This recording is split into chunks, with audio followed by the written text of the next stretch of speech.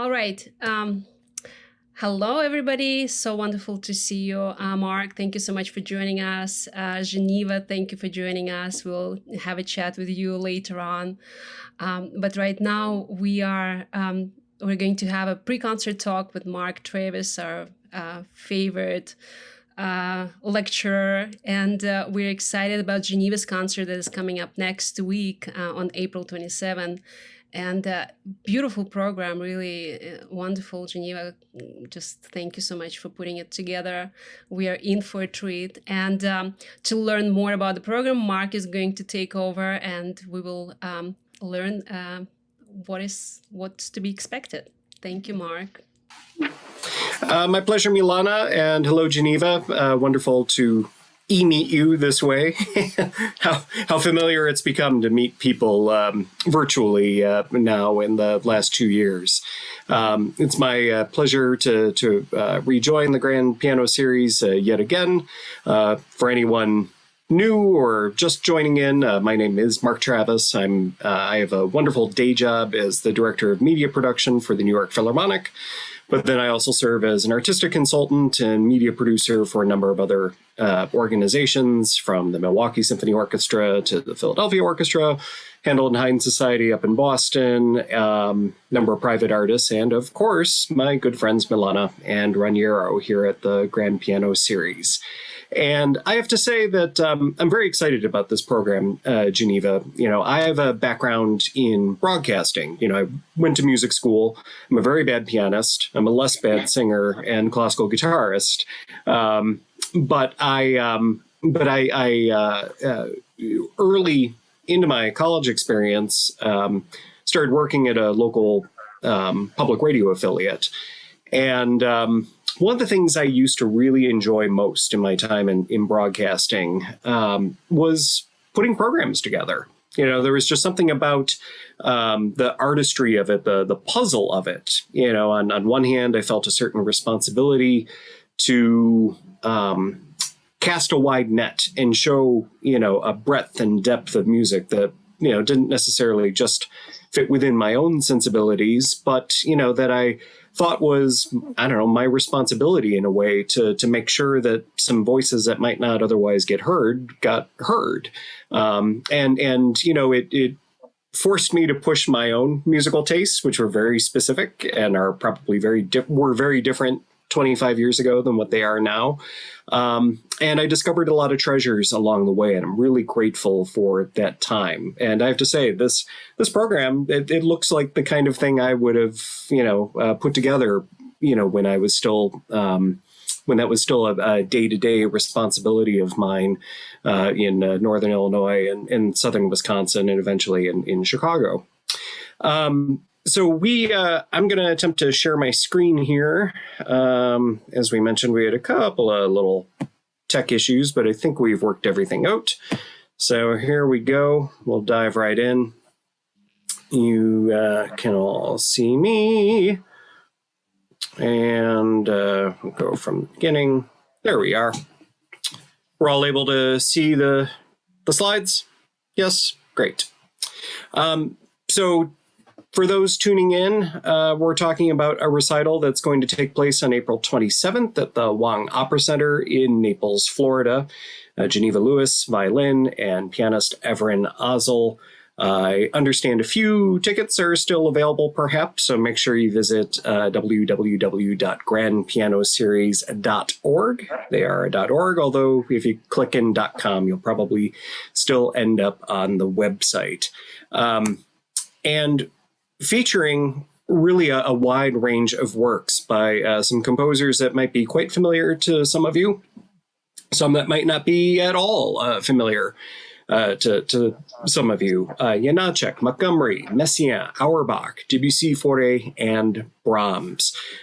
We really are running the gamut from music composed in, as far back as maybe the 1860s, late 1870s, all the way through to music that was just composed, during the height of the pandemic with Jessie Montgomery's piece, Peace. So let's dive right in. And I want to first talk about Leos Janacek. Janacek, I feel, is a composer that opera fans know pretty well, and rightfully so, when it comes to, music from Eastern Europe, especially vocal music from Eastern Europe. Pardon me. I don't know that there's really a rival, if we, aren't talking about, say, the works of Mussorgsky and Tchaikovsky.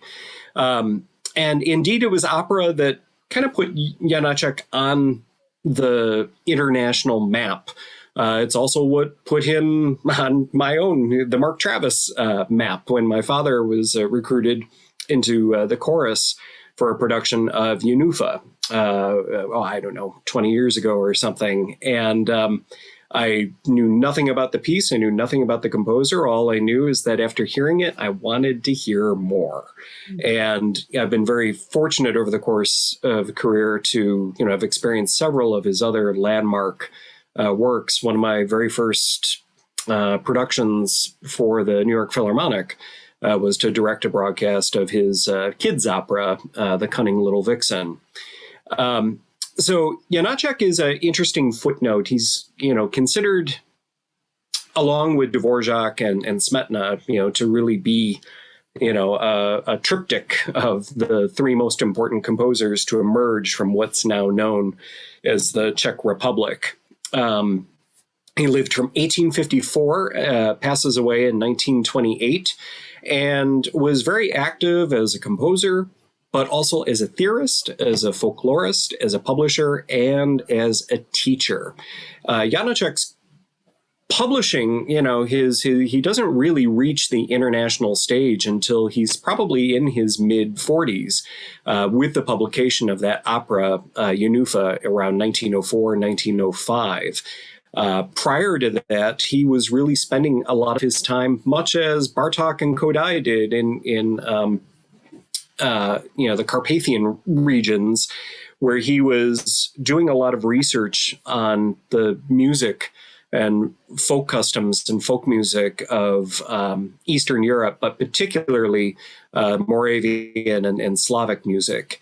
And you see a lot of this in his music. While he went to, Leipzig Conservatory and later studied in Vienna, composition was something he didn't really find the way he wanted to incorporate all the elements of his music until a little bit later, a lot bit later, especially for that time.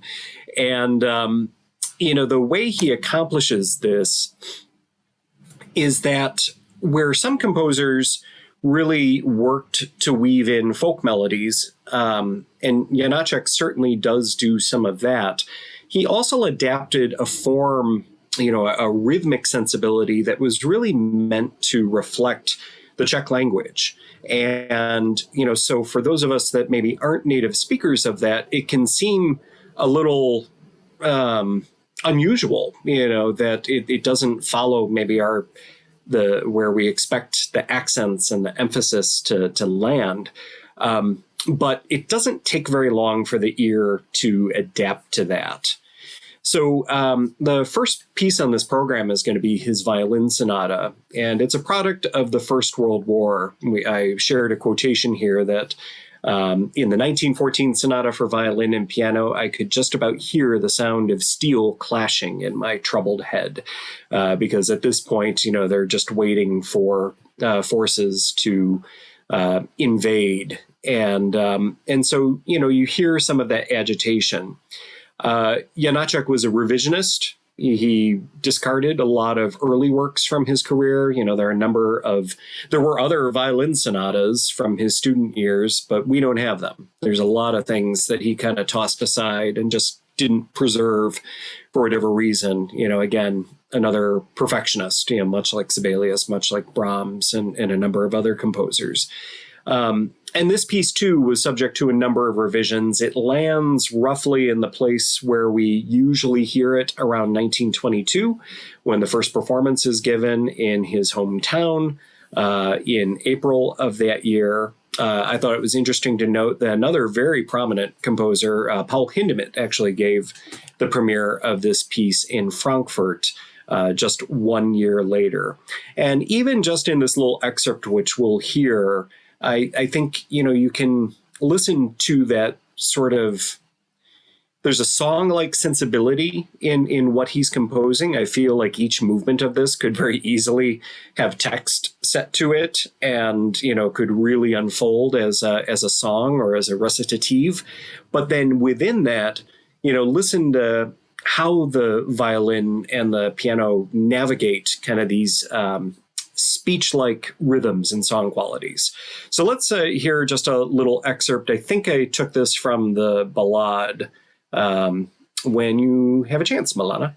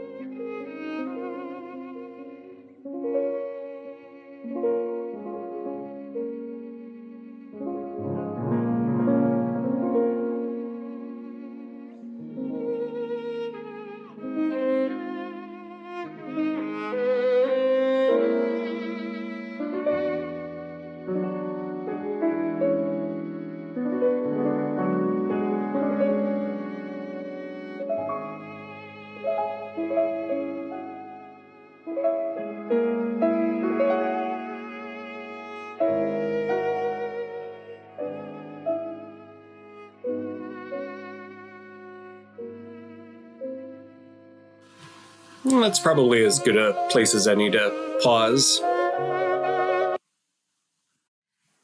Great. So, you hear that this is just extremely soulful music. And, I'll repeat that, sometimes in my selection of the excerpts we use, it's not necessarily, what I think is the best performance. I really like these opportunities when I see it, though, to kind of combine the score if we can. In some cases, we're just going to go with my favorite, but this is one where there are probably a couple of other performances I like better, but it is nice to sort of see how that comes together.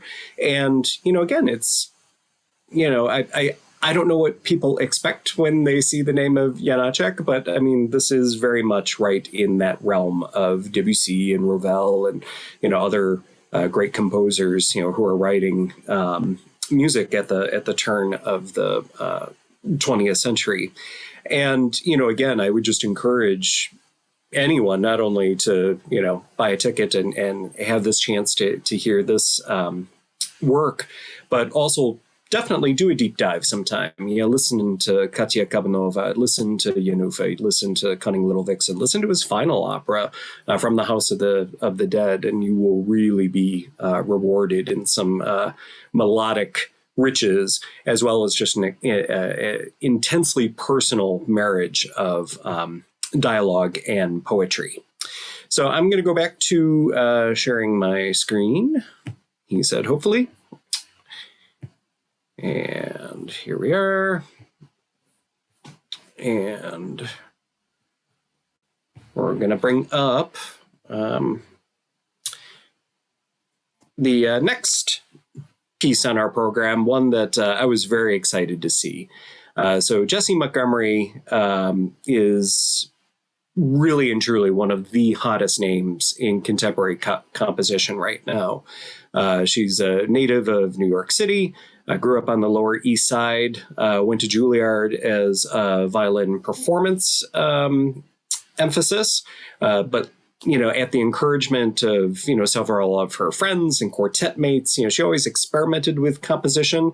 And they said, you have a gift. You should really do something with this. And so she later pursued some graduate studies at NYU in film and media composition. She was very recently named to succeed Missy Mazzoli as the composer in residence of the Chicago Symphony Orchestra.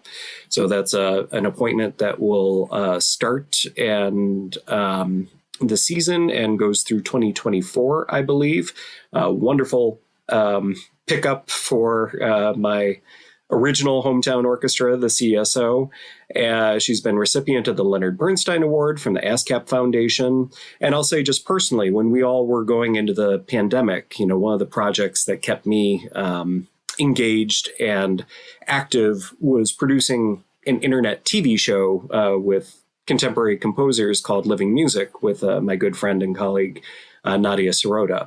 And Jessie, I don't think she was on our first episode, but she was among the first. And, like a lot of us during the pandemic, was really looking for opportunities to find a voice, to kind of reconcile, what did all this mean? How did we feel? How could we still express our musical identities? And, I wrote her artist statement here, include it. Music's my connection to the world. It guides me to understand my place in relation to others, challenges me to make clear the things I do not understand. I imagine that music is a meeting place at which all people can converse about their unique differences and common stories. And, I've had the pleasure of interviewing her a few times. She was also, among other honors, part of the New York Philharmonic's Project 19 project, where we commissioned 19 different women composers to honor the 100th anniversary of the 19th Amendment, which gave, white women the right to vote in this country. So, just definitely a figure, someone you should know. This is a little 3.5-minute piece that is just very spiritual in nature. She writes here, she was originally going to call it Melancholy. It's written during the pandemic, but then, kind of came to terms that, sadness doesn't have to be a negative emotion. It's a natural part of the human condition. So my colleague, Anthony McGill, lives just up the street and was, is the principal clarinet of the New York Philharmonic. He was so moved by this piece that he actually reached out to Jessie and asked for a transcription of it for clarinet. And later, it's also been adapted for viola, and it wouldn't surprise me if over the course of time, more transcriptions, maybe cello, a few other things don't emerge. But Milana, if you could play, this is just a little clip of Anthony sort of expressing how he encountered the piece, and then talking a little bit about this process. In the midst of last summer, when we're all in front of our computers, listening to our friends and colleagues playing this beautiful music, I ran across this beautiful performance by Elena Uriosti and her husband, Tom Poster, of this work called Peace by Jessie Montgomery.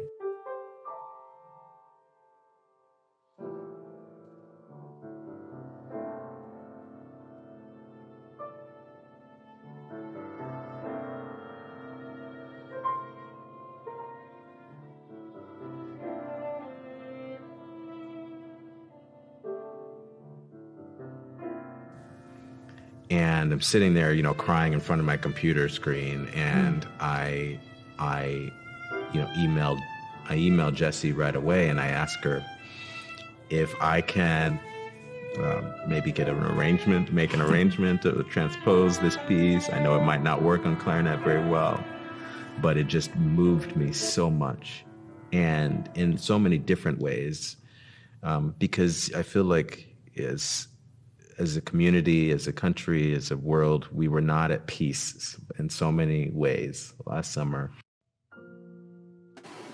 Yeah, and that's probably good. Great.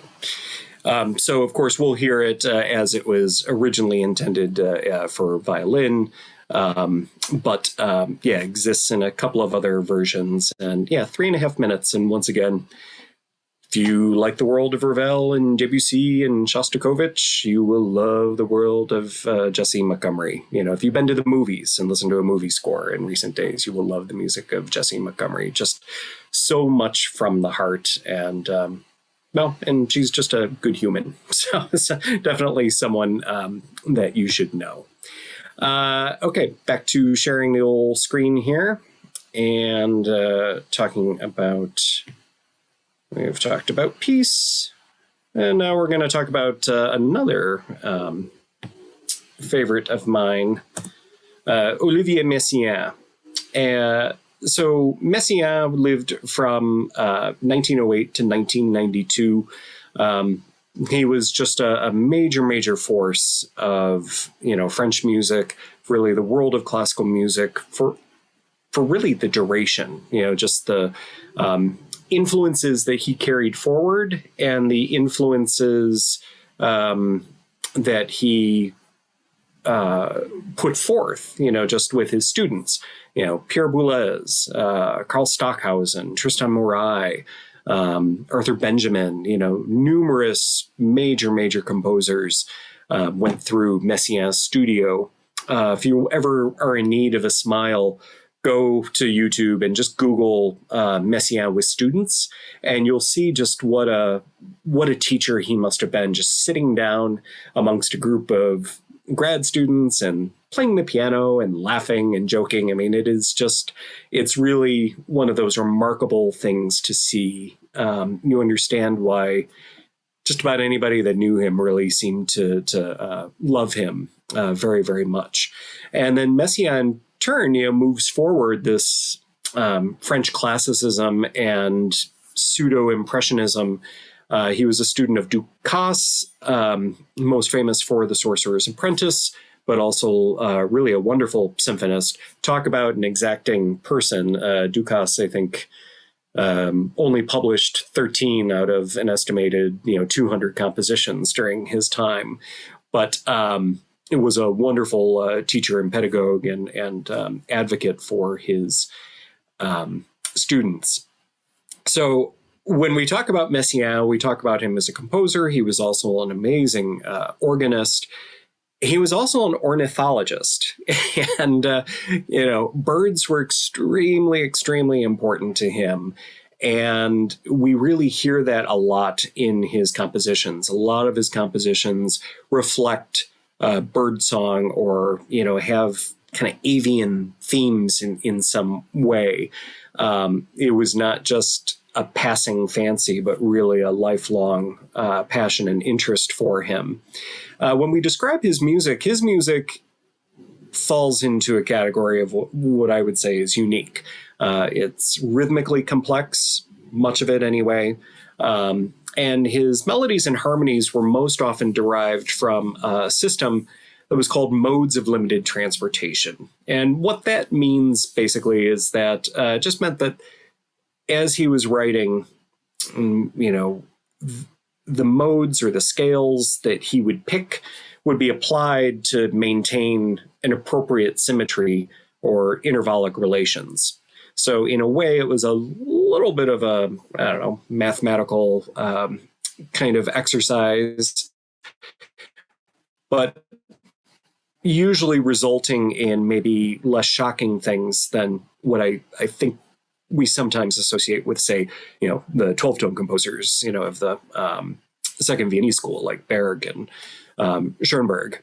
Messiaen has also said, as with Scriabin, who we talked about a few weeks or a few months ago, had synesthesia, in other words, the ability to see colors. Now, this piece is a great entryway into the world of Messiaen, the theme and variations. Messiaen wrote it for his wife, his first wife, Claire Delbos. They were very much in love, and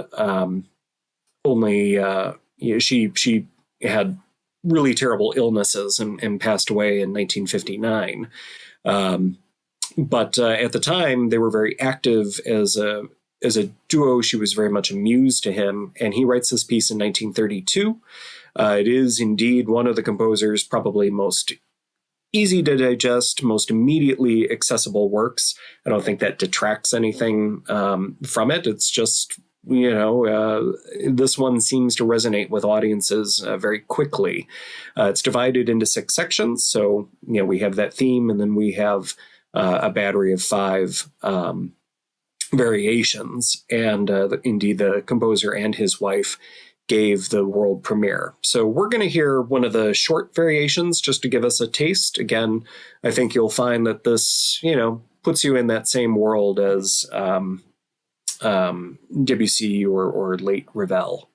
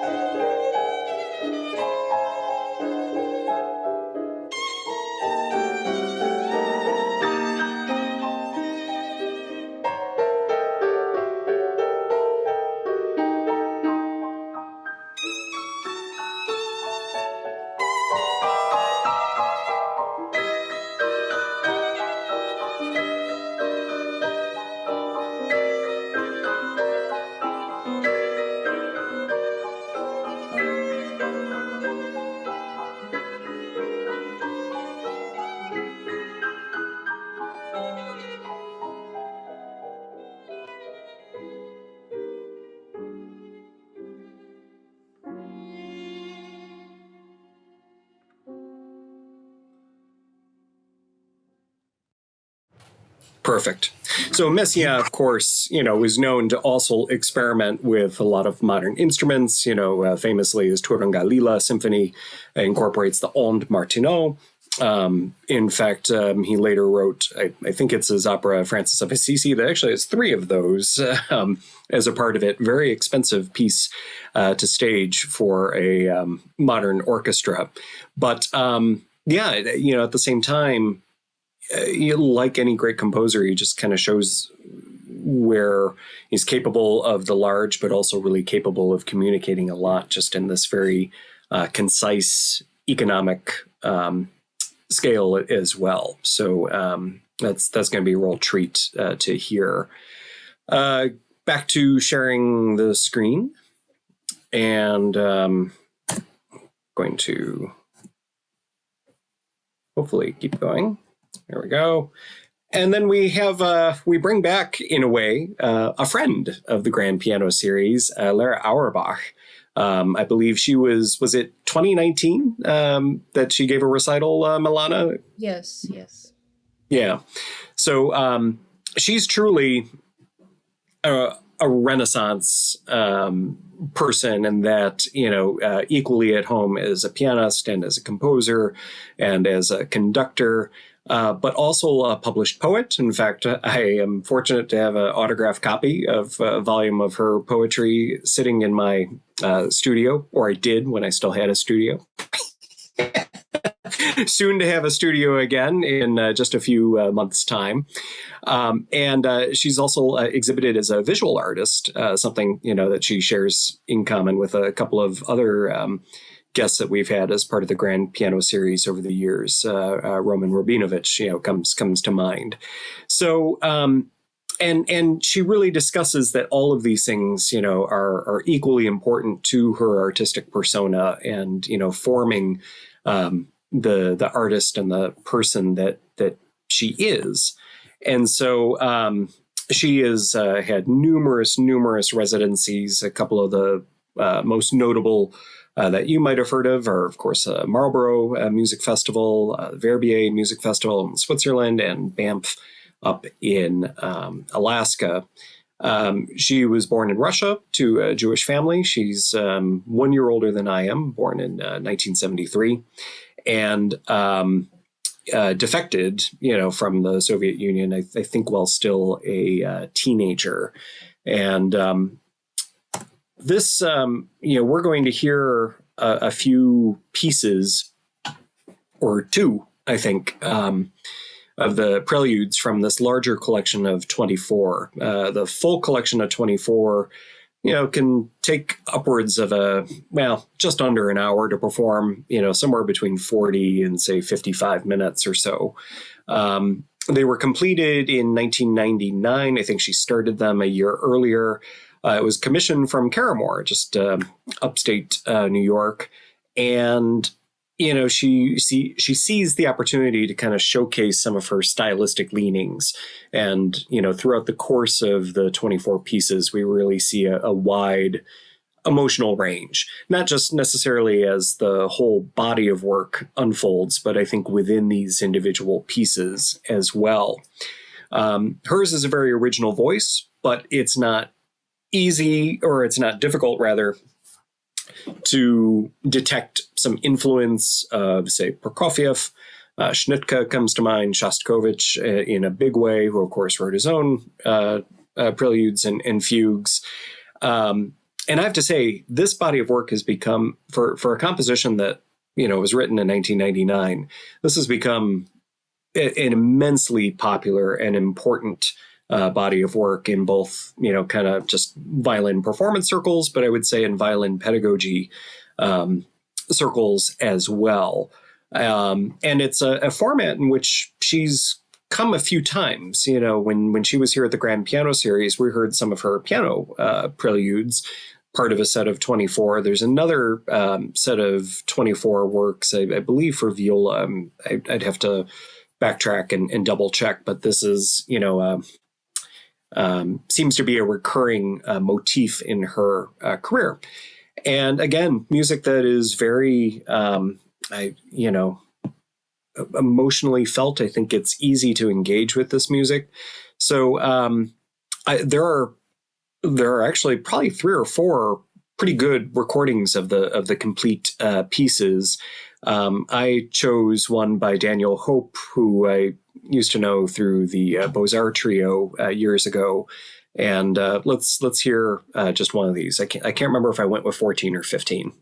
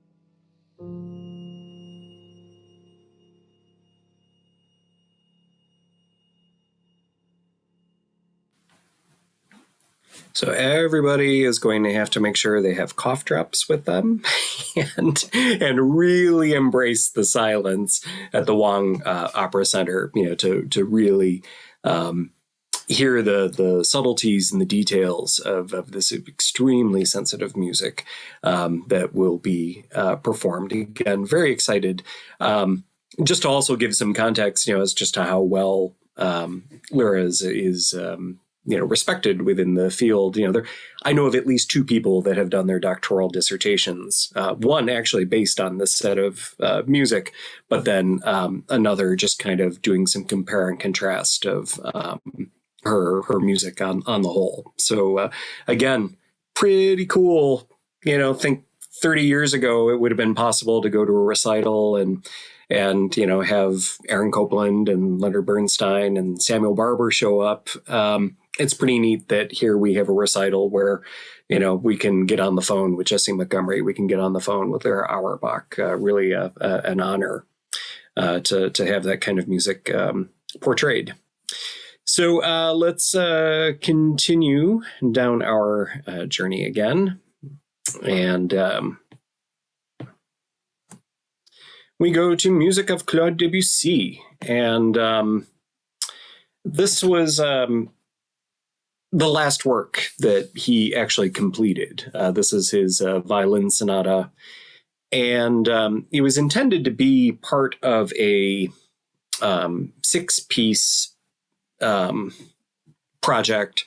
He only completed 3 of them. He completed this work, then was the last. He completed a work for really beautiful work for harp, viola, and flute, and then a cello sonata as well. And it might seem strange that Debussy, who is known for these musical colors and for, pushing boundaries a little bit to kind of end his career with, a violin sonata. Mozart wrote violin sonatas. Schumann, wrote a violin sonata. But here it's important to think about the context of the time. So this too ends up being, a product of World War I. And I read somewhere that, the composer, he was, he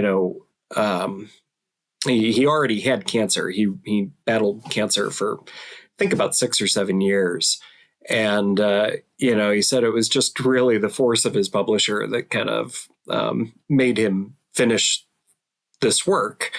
But he felt a certain obligation, I guess, as, seeing Europe dissolve and the turmoil, that maybe it was important to have just a little bit of nationalistic flair. In fact, if I remember correctly, I think the signature for this piece or one of the other parts of the set, he even refers to himself, Claude Debussy, French composer. So he, affirms this identity. And as violin sonatas go, I mean, this is a piece where I think you hear the first 3 notes and you know who wrote it. It's very much in his model. It's just kind of the form that's maybe a little more traditional. Anne-Sophie Mutter, when I spoke with her about this piece, said that the opening is so dreamy and full of promise. It's so personal and it just requires a lot of touch, and she talked a lot about how, it also requires, just a real sense of pianissimos to be pulled off, to be done effectively. So Debussy, despite being in tremendous pain and in the, last year of his life, ends up playing the piano part for this piece at a benefit in 1917. It was a benefit for the French military. And, again, as I, talk about the historical context, Canadian violinist James Ennis also sort of backed that up when he was saying that, this is a piece that requires a certain amount of code cracking, but that doesn't mean that it's impossible to understand it. It's actually, just lovely, gorgeous, beautiful music as we'll hear. But I think if we can put ourselves in that context and understand a little bit of what's happening, we, as is often the case, gain a little more from that experience. So let's hear, I think we did right from the beginning, Milana. Thank you.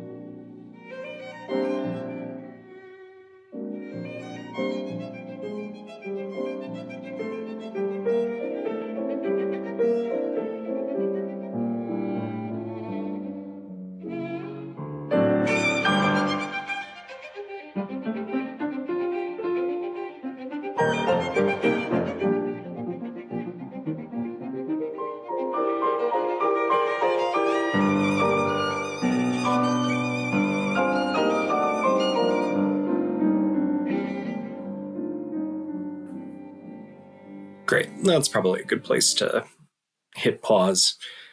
So again, that's a world that I love living in. I love living in the world of Claude Debussy. It just makes me, just conjures up so much imagery. He actually, it's funny. I've talked about composer birthdays. I'm lucky to share a birthday with Toscanini and with Nikolai Breton and Aretha Franklin and some other, Bella Bartok, some other great luminaries. Debussy actually passed away on my birthday of March the 25th. So a little special, maybe there's an extra special connection there with that. We then move from the world of Debussy to music of Gabriel Fauré. I'm going to share the screen again. And Fauré is, a composer that, unless you're a singer, I don't know how well you know his music. Probably his best known and most popular work is his Requiem, which gets done over and over and over. Happens to have a very nice part for a baritone, if anybody's looking for help. And but it's here too. Fauré he was older than Debussy and Ravel. And so he's maybe not quite as experimental, but in terms of somebody that knew how to lean into poetry, how, to lean into, all the ideals of the Romantic movement, I think there are a few that rival him.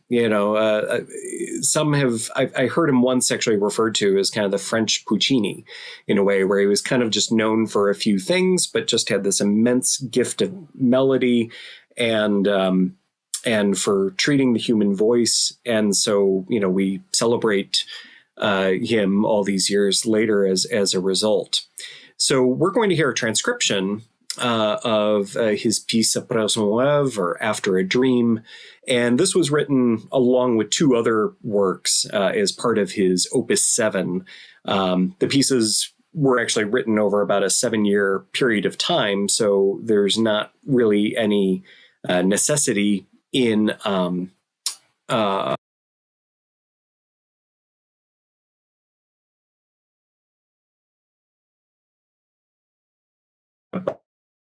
wonderful escape with their lover, and is like, well, wait, I don't like this reality. I want to go back to the dream world. So of course you'll hear it in for violin and piano, but I thought it'd be interesting just to hear a phrase or two of the original as sung by soprano and piano.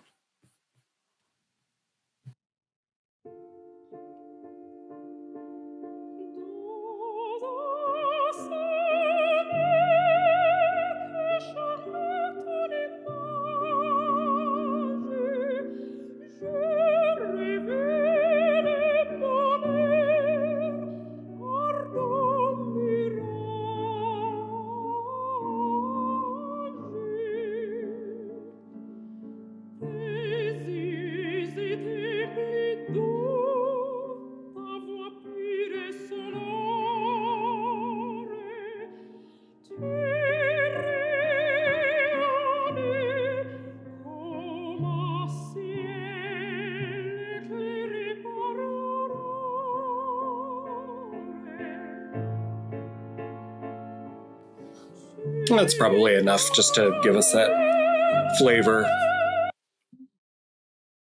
Yeah, I have to say I admire, and that's a work too, which many of the pieces of Fauré, almost more so than some of the works by German-speaking composers, really work as sung by men or women, by a number of different voice types, and are published in a multitude editions. I think, in this home with two singers, we have probably at least three versions of all the most popular chansons and mélodies of Fauré sitting on the shelf just to our right here. Then finally, we move to music of a mainstay of Brahms. And I'm sorry, is my screen sharing? Let's see here. Let me get back to it. Nope. There we go. There's Uncle Brahms.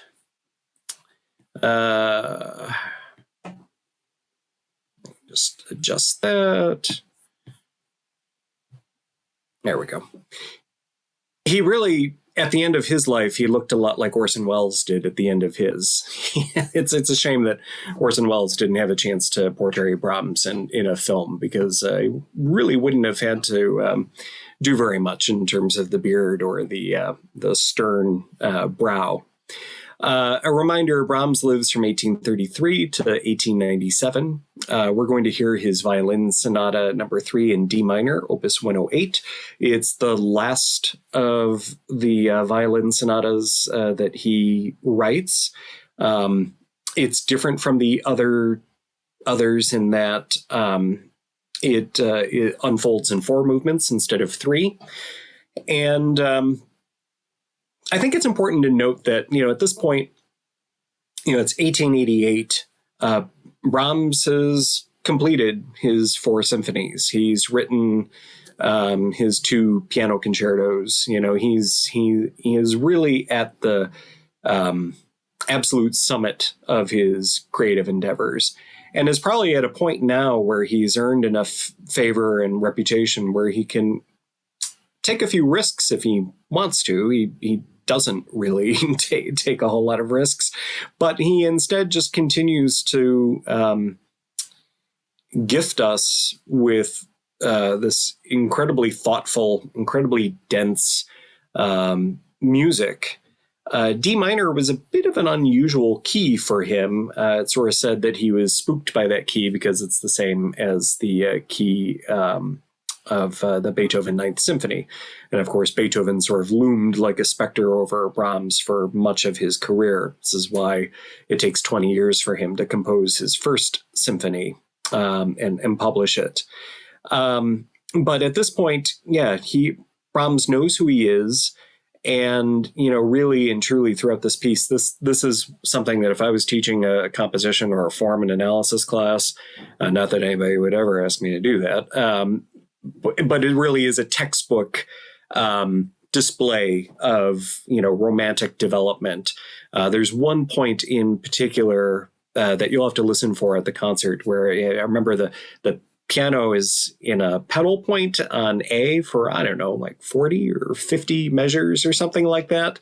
But yet then the violin and the other hand of the piano manage to still play around with in developing these 3 motifs, 4 maybe, that are introduced early on in the course of the piece. So let's hear just a taste of it. And this is how we will conclude this concert at the Grand Piano Series.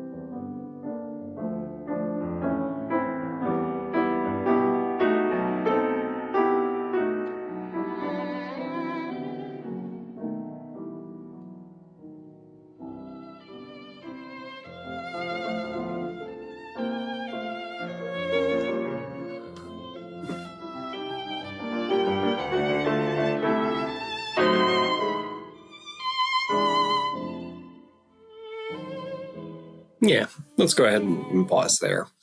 One thing I'll say is, as someone who is, produces records as part of his living too, there is no composer, none, that is more difficult to edit than Brahms. Just because of the nature, the contrapuntal nature of that music. It is so hard. You can't just find a small patch and easily work that in. Well, you can, but you really have to work to make that blend seamlessly. You actually often have to look at longer takes to make it come across effectively. So similarly, hard to find a place to pause there, but you'll get to hear the piece in its entirety. So you won't have to hit pause until it's time to applaud Geneva at the end. So thank you, as always, for letting me chat about music. I really enjoy it. Thank you, Mark. Thank you so much. And Geneva, we have a few minutes, and I just wanted to kind of let our audience meet you. Is this your first time in Southwest Florida, or have you played before in this region? It's my first time going to Naples. Okay. Yeah. Wonderful. Well, we'll be looking for you, for a debut. And I heard you just had a very important debut in England. Can you tell us a little bit more about it? Sure. I was very lucky to have my debut at Wigmore Hall, which was very exciting. I'd never seen it before, so the first time just walking into the building, it has such a beautiful sound in the hall and looks so beautiful. And yeah, it was a really wonderful experience. It was through a competition I did a few years back called the Concert Artists Guild competition. So through that, part of the prize is your Wigmore Hall debut. So it was a really exciting week. Well, that's wonderful because, now you're introduced to European audiences and hopefully we'll have many more engagements in Europe as well and touring opportunities. So we are very fortunate to have you before you become a superstar. Well, you are sort of already on the rise. Geneva, a very curious point. My husband, Raniero, is a huge tennis fan. And he immediately recognized your last name. And he's like, is she related to Chris Lewis? I mean, he literally, can tell you who played which year, what matches, and so forth. So, and in the article that I read, the press release, you mentioned that you've also played tennis. Is that correct? Yeah. So, my father still is a tennis player. He runs an academy now. But growing up, I was very passionate about tennis, and he was my coach. Worked with me and my two siblings. And it's always been one of my great loves alongside music. There's just not time for everything. Well, right. Well, the question is, as a young person, how did you find time to practice violin and practice tennis? Because these are the two, passions that require a lot of practice and a lot of time. They do. I mean, it was, in a way, I think they require very similar skill sets, so I think that the sort of dedication and focus required for both would work in conjunction with each other. But, of course, there are also issues that come with doing the two and using certain muscles and developing habits that sort of go between the two, so eventually I stuck with music because to me it was more personal, more expressive, and I liked the idea that it's something I could do for a lifetime, whereas, of course, a sports career is more short-lived in terms of the performance aspect.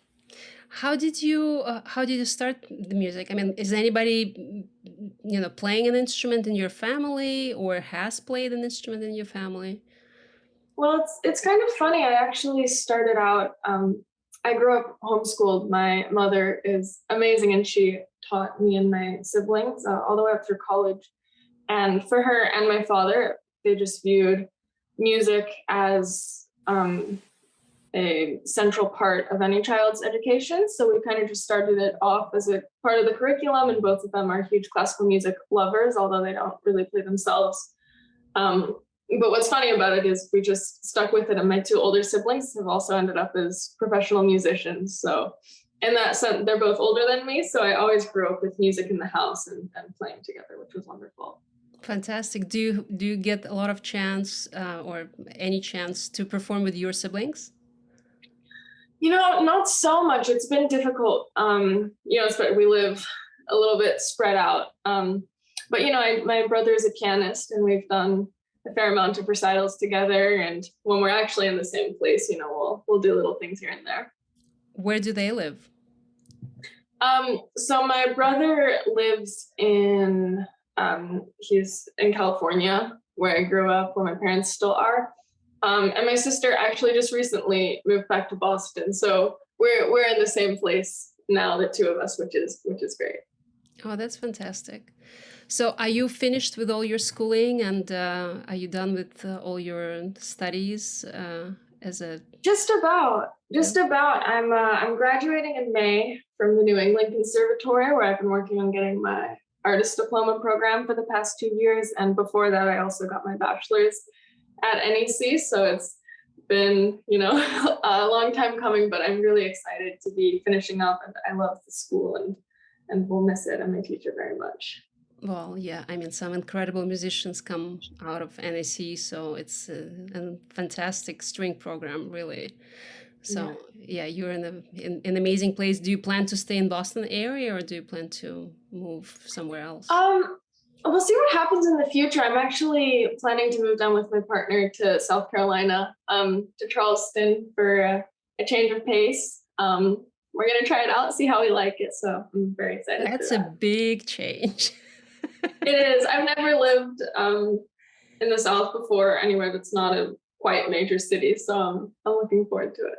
Yeah, be sure. I mean, I don't remember about the airport, but be sure there's some great airports close by. I know. We researched it. They have a good one. Yeah, because you definitely want to be where you can hop on a plane and go to Berlin or anywhere else. Exactly. Yeah, and be well. I just want to, do we have any questions from our audience? Susan, Laura, Judy, you guys are all set. You're happy. You're excited about the upcoming concert. You'll tell all your friends. Just one last thing, Geneva. Milana, could I ask a question? Absolutely, Judy, you can. Do you usually play with this pianist, or Milana, did you put the two together? No, Geneva proposed her friend. And Geneva, please tell us about Evren. Yes, I would love to. So I do play with quite a few pianists, but I play with Evren frequently. And we've played together for quite a long time. I mean, the first time we played together was in high school, actually. And he's also a student at the New England Conservatory. So yeah, we've done quite a few recitals. We have another one next week, right before we come down to Grand Piano Series. And it's wonderful to work with him. We're very close friends. And more importantly, I mean, he's just a phenomenal musician. He's incredibly thoughtful and sincere and sensitive, and just an absolute dream to work with. So I'm so excited that I have the chance to play with him and we can present this program together. No, that's wonderful. I mean, I've first learned of him through Chopin competition, and just a gorgeous playing, absolutely wonderful artist. So I'm really looking forward to seeing him in playing chamber music, because this program also highlights both of you so well, as equal partners, which is, for those listeners, pianists are very often called accompanists, and it's sort of a sensitive topic for many pianists, because very often the piano part is just so incredibly dense and complex and supportive. So it's definitely not an accompaniment. And so this particular program definitely highlights that equal partnership. And I believe, I mean, just looking at the program itself, you have to have somebody you really trust, right? And you respect, because it otherwise doesn't work. Exactly. I mean, this program has a lot of very beautiful but incredibly complicated music, and oftentimes, I mean, as you said, the piano part is a lot more involved, has a lot more going on, you know, something like the Brahms as well. It's just there, it's so dense and there's so much to do. So I mean, you know, in a way the pianist is the star of the show for that. And it's great to have such a strong partner that I can be inspired by and will support as well as receive the support from. Well, thank you. We have a fantastic audience. You know, we have people who are long-time concert goers and some who probably would come for the first time to the classical music performance. So you will have an opportunity, a chance to share your music with somebody who has probably never attended a classical music concert. So I think it would be wonderful. Yes, and I see Susan, you want to ask a question. Definitely ask a question. Yes. Okay, I have a question for you, Milana. Ah. I have a number of friends that I'm going to make sure come to next week's performance, but I want them to hear Mark as well. Will it be recorded? Will they be able to hear? Yes. Yes. So, I will share this recording right away, and you'll be able to send it to your friends, and they can learn about the program and also meet Geneva online. You will get a chance to meet her in person as well. You know, she will be available for questions after the concert, right, Geneva? Of course. So it's a, you know, it's a wonderful intimate setting, Wang Center, and one feels really very close to the artists, right? It's just feels like it's in your home performance. So it's a great opportunity to hear music up close and make it really personal. And Geneva will, share her love for the music that she is performing. So thank you, everybody. I'm really excited, Geneva, to meet you next week in person and get to hear you play. And I look forward to seeing everybody at our concert. Please spread the word. The concert is on April 27 at 7:30 p.m. in Naples, Florida at the Wang Opera Center. So we look forward to seeing you all. And thank you so much, Mark. Thank you. And thank you, Geneva. Thank you, everyone. Looking forward. All right. Take care.